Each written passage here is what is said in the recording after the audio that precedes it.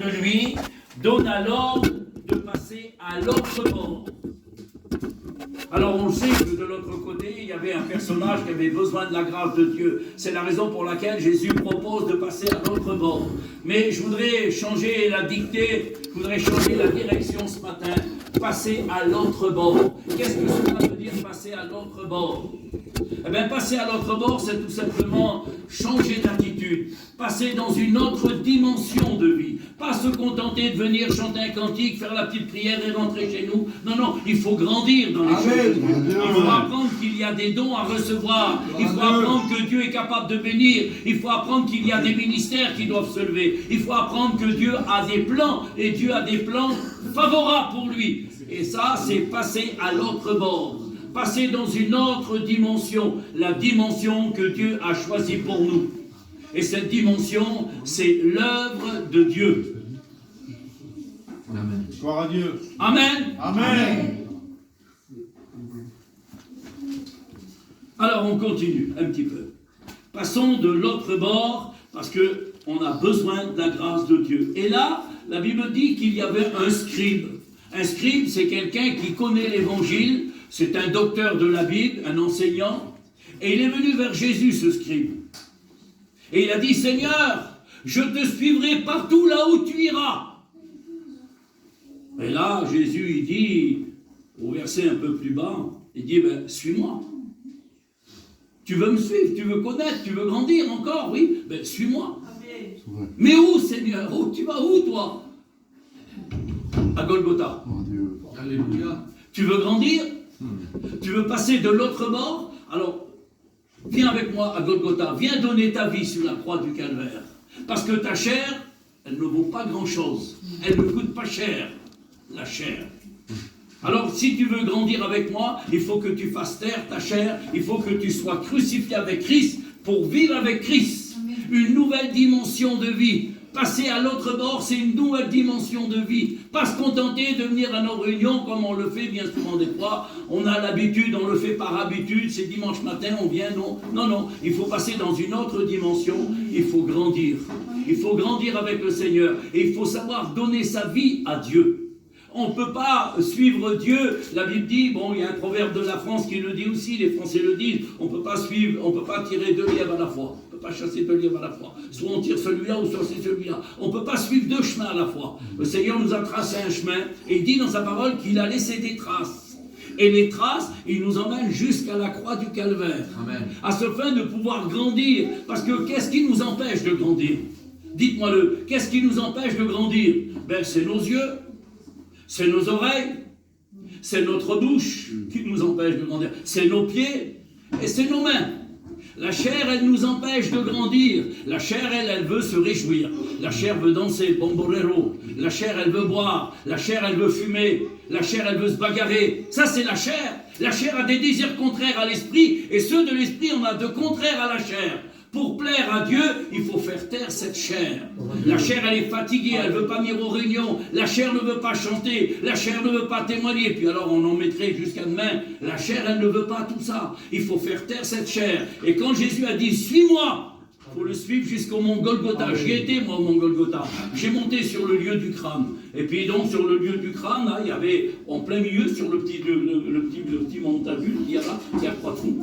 Donc le milieu, c'était Jésus qui était crucifié. Et là, les deux brigands. J'ai mis mes deux pieds dans le trou ici, là. Je me suis assis par terre. Et je peux vous dire, devant Dieu, j'ai versé toutes les larmes de mon corps. J'avais plus de larmes à verser. Parce que j'ai pleuré là. J'ai dit, Seigneur, toi, t'es monté sur le mont Golgotha. Toi, t'as donné ta vie pour nous ouvrir le ciel. Il n'est pas mort pour sauver l'humanité, comme on l'a toujours dit, puis on le dira peut-être encore. Il n'est pas mort pour sauver l'humanité. Parce que s'il serait mort pour sauver l'humanité, tout le monde serait sauvé. On n'aurait pas besoin de faire des réunions. On n'aurait pas besoin d'église. Tout le monde serait sauvé. Donc, il n'est pas mort pour sauver l'humanité. Il est mort pour ouvrir le ciel. Parce que le ciel était fermé pour nous. Nous, on était des tziganes. Et il y a des sédentaires peut-être parmi nous. Le ciel était fermé. Le ciel était réservé pour les Juifs. Le peuple de Dieu, c'est les Juifs. Puis quand le Christ, il est mort sur la croix, la Bible dit, le voile du temple s'est déchiré du haut en bas. Et là, Jésus a dit, maintenant, vous, les tziganes, vous pouvez rentrer dans le ciel. En acceptant Jésus, vous pouvez rentrer, le ciel est ouvert pour nous. Que son nom soit béni et que son nom soit glorifié. Donc, passons à l'autre bord, à une autre dimension. Romains 6 et verset 4. Nous avons donc été ensevelis avec lui. Est-ce que c'est vrai qu'on a été ensevelis? Est-ce que la chair a disparu? Alors on fait les efforts. Il faut faire les efforts pour que la chair disparaisse. Il faut faire des efforts. Il faut dire non à la chair. Non à tous les plaisirs de la terre. Non à tous les plaisirs du monde. Parce que le monde, il est pervers, il est corrompu, le monde. Alors on doit faire un choix. On doit faire un choix de suivre Jésus et de faire taire cette chair qui nous empêche de grandir avec Dieu. On veut se contenter, je le disais avec les frères tout à l'heure, on en parlait, on veut se contenter de nos propres caractères, de notre propre vision. Notre vision, elle est faussée, elle est pas bonne. Il faut la vision du ciel. Quand on a la vision du ciel, alors on travaille que pour Dieu, on vit que pour Dieu. On a le droit de faire nos affaires, vous avez bien compris, je ne suis pas un fanatique. On a le droit de faire nos affaires, on a le droit de faire un petit repas, on a le droit de manger, on a le droit de se réjouir. Mais la pensée spirituelle, c'est de plaire à Dieu. Amen. Parce que Dieu est un Dieu jaloux. Et quand on essaye de chercher ailleurs que Jésus, alors Jésus n'est pas d'accord. Et puis là, on peut attendre très longtemps un résultat, une guérison. On peut l'attendre très longtemps. Parce que Dieu dit, ben écoute, si tu vas ailleurs, alors va chercher ailleurs. Moi, je n'ai pas besoin de toi. Moi, ce que je veux un homme et une femme fidèles, qui me suivent fidèlement, et qui m'aiment fidèlement, et qui lit sa Bible fidèlement, et qui prie le Seigneur fidèlement. C'est toutes les histoires de la Bible, on les connaît, c'est ce que Dieu veut. Alors c'est pour ça qu'il dit, passons de l'autre bord, dans une autre dimension. Parce que si on reste dans cette dimension, regardez ce que dit Paul, 1 Corinthiens 13 et verset 11. Il dit ça, l'apôtre Saint Paul. Il dit, quand j'étais petit, je parlais comme un petit, je réagissais comme un petit, je parlais, je faisais comme un petit enfant, j'étais un petit enfant. Mais il dit, lorsque j'ai grandi un peu, j'ai fait taire tout ce qui était de l'enfant et je suis devenu un homme fait. Amen. Un homme et une femme faits dans la volonté de Dieu. Passer par la croix du calvaire, donner sa chair pour pouvoir avoir une vie nouvelle, une nouvelle naissance en nous. Vous avez devant vous, là, Sabas Billy, né le 7-8-55 à Angers. Mais à l'intérieur de Billy Sabas, il y a Billy spirituel. Et Billy spirituel ne se nourrit pas comme Billy charnel. Billy charnel, il va au McDonald's de temps en temps, il va manger du jambon, il va manger... Mais Billy spirituel ne se nourrit pas de jambon, il ne se nourrit pas de McDonald's. Le Billy spirituel se nourrit que de la parole de Dieu, que de la mise à part, que de la prière, que de la sanctification, que de la maîtrise de soi. Faire taire sa chair, il se nourrit là. Et il grandit. Et quand il grandit, alors la chair, elle diminue. Et c'est Jésus qui prend la place. C'est la vie spirituelle qui prend la place.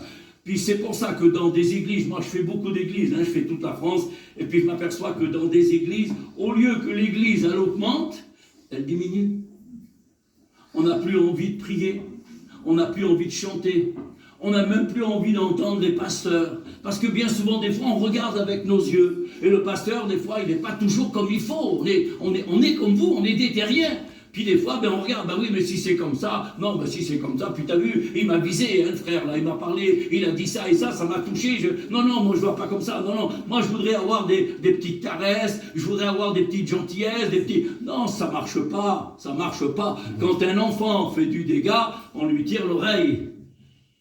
Faut pas faire ça, mon petit, mais tu l'aimes pas, ton petit. Mais si je l'aime, c'est parce que j'y tire l'oreille, c'est parce que je l'aime, c'est parce que je veux pas qu'il marche à travers, je veux pas qu'il fasse des bêtises. Avec Dieu, c'est pareil. Alors Dieu ne va pas nous tirer l'oreille ce matin, mais par sa parole, il va nous reprendre. Et il va examiner nos vies.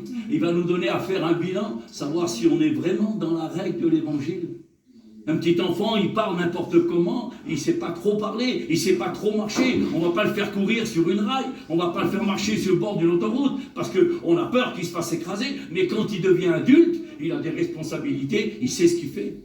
Donc on doit être des hommes et des femmes adultes dans l'évangile. Ne pas arriver en retard, ne pas faire ce que Dieu ne veut pas qu'on fasse. Non, il faut faire tout ce que Dieu veut qu'on fasse. Ma compagne elle est là, il n'y a pas de moi, le moi on va l'enlever, on va le mettre de côté, il n'y a pas de moi, je suis un serviteur de Dieu comme vous, je suis saint. Mais plein d'années que je connais Dieu, voilà, plein d'années. J'ai jamais de ma vie, jamais arrivé en retard, hormis que j'ai fait une crevaison avec mon pneu ou que j'ai tombé en panne avec ma voiture. On ne peut pas faire autrement. Mais jamais de ma vie, j'ai arrivé en retard. Jamais. J'ai toujours arrivé à l'avance.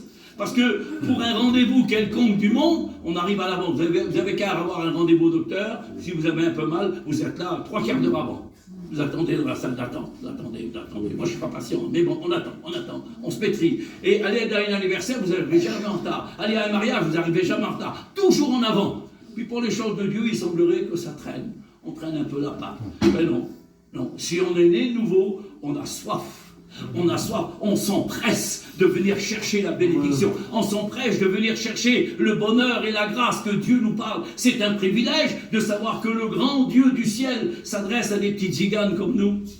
Amen. Mais c'est un privilège, Seigneur. Il n'y a qu'à avoir le président Macron qui arrive, ou alors le timbré de l'Amérique. Il n'a qu'à arriver même s'il est timbré un peu. Et on va être là, on va être tout ça. Bien avant qu'il arrive, on va l'attendre, on veut le voir, c'est le président. Le président, c'est un homme comme tous les autres. C'est ça. Ce qui compte, c'est pas le président. Ce qui compte, c'est Jésus qui est là. Amen. Il y a Dieu le Père là, il y a Jésus son Fils, et il y a Saint-Esprit. Ils sont fidèles au rendez-vous. Amen. Alors on doit faire des efforts pour pouvoir plaire au Seigneur, que son nom soit béni. Nous avons donc été ensevelis par le baptême en sa mort, chassant que le vieil homme a été crucifié avec lui.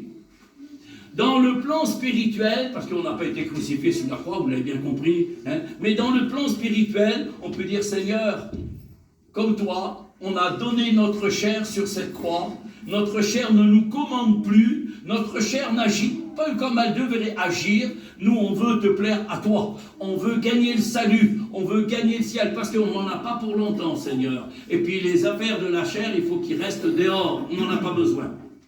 Afin que ce corps du péché soit réduit à l'impuissance. Réduit à l'impuissance. Mes yeux me font défaut. La Bible dit, mieux vaut pour toi rentrer dans le ciel borgne.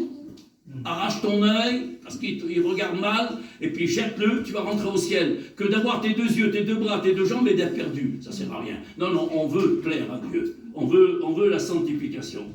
Pour que nous soyons plus esclaves du péché. Il y a des gens, malheureusement, qui sont esclaves. Ils ne peuvent pas s'en débarrasser. Alors, il y a plein, il y a de cigarettes, de petits coups en bois, aller voir un tel. C'est pas toujours la gloire de Dieu. Des fois, ça nous arrive de faire des choses qui ne sont pas la gloire du Seigneur. Jésus dit ça. Jean 15. Il dit, je suis le cep. Le cep, c'est le pied de vigne. Et mon Père est le vigneron. Tout sarment qui ne porte pas de fruits, mon Père le coupe. Il l'émonde. Mais il ne l'émonde pas pour le réduire. Non, il l'émonde parce qu'il grandit un peu trop fort. Il grandit un peu trop vite. Il a trop de moi. Trop de moi-je. Alors il le coupe pour qu'il puisse grandir, mais pas en hauteur, en force. Parce que ça donne de la force. Moi, j'ai des arbres chez moi. Bon, j'y suis pas souvent, je suis constamment sur le voyage. Mais bon, j'ai des arbres chez moi. Ben, de temps en temps, quand j'arrive chez moi, je les élingue, je les coupe pour qu'ils soient plus forts. Et ils sont forts. Quand il y a du vent, ils sont pas grands. Alors, ils résistent au vent. Mais quand un arbre, il est trop grand, ben, il penche et puis des fois, ben, il craque, il casse. Il faut le couper pour qu'il soit fort. Dieu veut qu'on soit fort pour résister à tous les attraits de l'ennemi. Parce que la Bible dit que l'ennemi, il a des pièges, il a des possibilités pour faire tomber un chrétien ou une chrétienne. Le diable va se servir des choses minimes pour essayer de nous ralentir. Et il connaît les pièges. C'est un maître de la contrefaçon.